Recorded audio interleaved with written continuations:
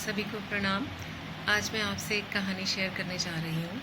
ये कहानी मैंने 20 वर्ष पहले ओशो से सुनी और इस कहानी ने मेरा जीवन बिल्कुल बदल दिया।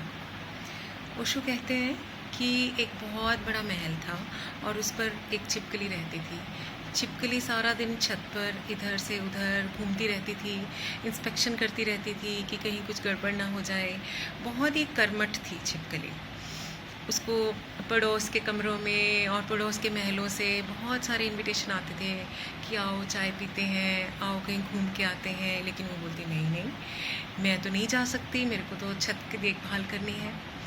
तो ऐसे ही बरसों बीत गए, एक एक एक एक करके कई वर्ष बीत गए। एक बार क्या हुआ, बहुत ज़ोर से भूचाल आया। इतनी ज़ोर से भूचाल आया, सारा महल हिलने लगा और अचानक धड़ाम से छिपकली नीचे गिर गई। जैसे ही छिपकली नीचे गिरी, वो संभली, उसको शॉक लगा और संभली। उसके बाद जैसे ही उसने ऊपर नज़र दौड़ाई, उसने कहा छत, और वो हक्की बक्की रह गई। छत तो वही थी। उसे इतनी हैरानी हुई कि अरे छत नहीं गिरी।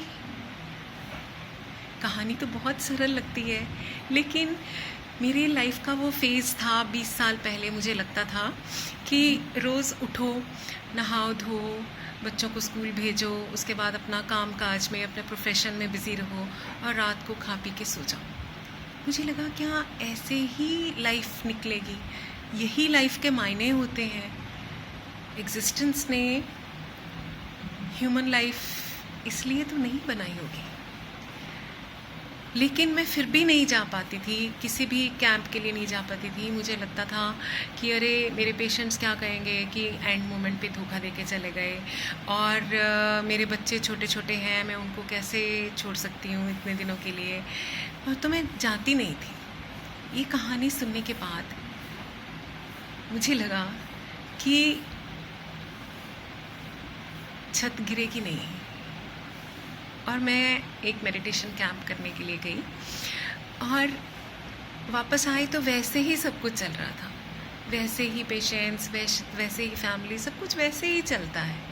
तो मैं सबको बोलती हूँ कि इस छिपकली को समझ आ गई उस दिन कि उसने छत नहीं संभाल रखी।